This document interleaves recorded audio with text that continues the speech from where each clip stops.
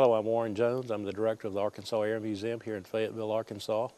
The airplane behind me is the first airplane that Sam Walton ever bought.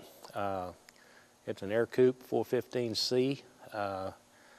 It'll carry 2 people. Sam bought this airplane in April of 1954 and kept it until September of 1956. And he traveled, probably over about a 3-state area here, primarily up in the Ozarks and Missouri, somewhat in Oklahoma and Kansas. And he found out it was a lot easier to visit locations and prospective store sites and things of that nature when he could do it in a straight line at 100 miles an hour instead of driving through the Ozarks at 50 or 60 miles an hour. But after about 2.5 years, he left. He sold this airplane and bought a different airplane that was faster, just upgraded, and he continued to upgrade.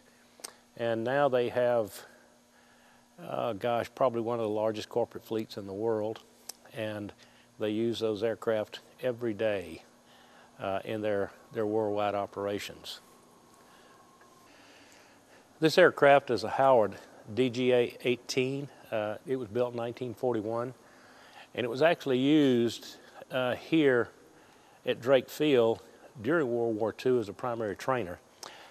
This aircraft had a range of about 300 miles. It was seldom ever flown that far, but it cruised around 130 to 140 miles an hour, and it had a very wide landing gear, which helped students. The wider the gear, the easier it was to handle on takeoff or landings. And it was a relatively safe airplane.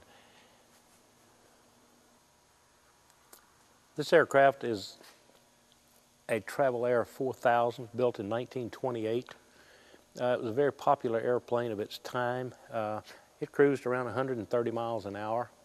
And it was a very maneuverable airplane, easy to fly, easy to handle. It landed well.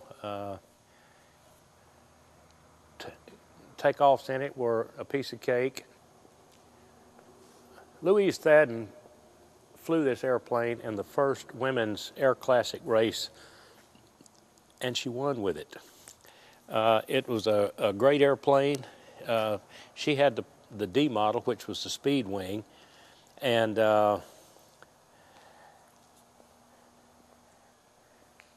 she flew this thing from Santa Barbara, California, a total of 2,500 miles to Cleveland, Ohio. And of course, Louise Thadden went on to break every record there was, basically. She had a lot more records to her credit than even Amelia Earhart did. But the Travel Air 4000, this particular one was donated to us by, not donated, actually it's loaned to us by Jim Youngkin of Springdale, Arkansas. And it's an absolutely perfect airplane.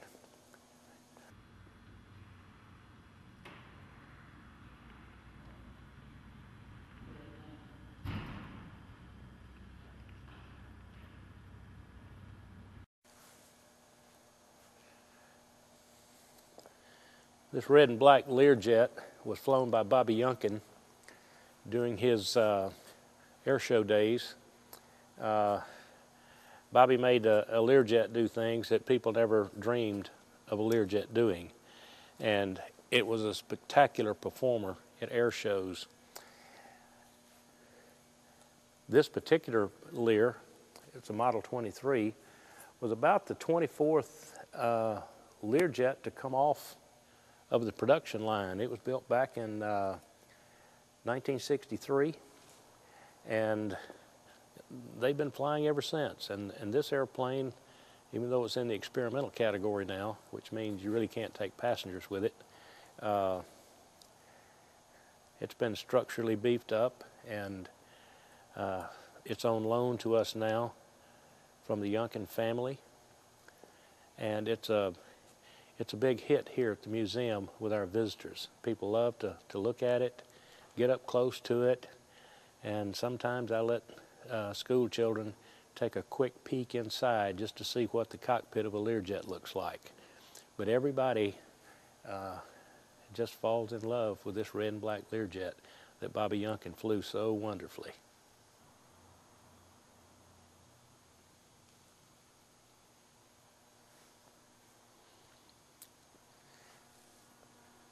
This beautiful white airplane is called Mr. Mulligan.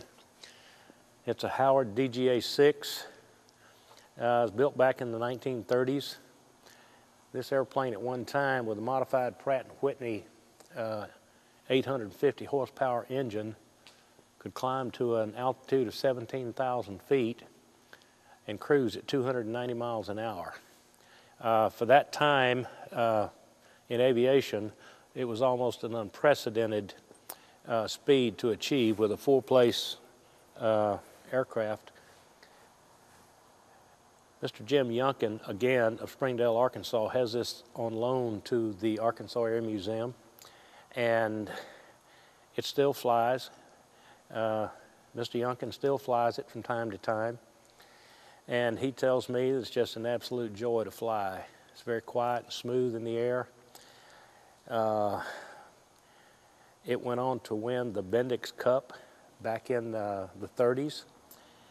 That was a closed course pylon race that they have out in Arizona or Nevada, and it's just a beautiful airplane. It's a big hit with our customers, the visitors here to the museum, and again, we're just preserving aviation history with Mr. Mulligan.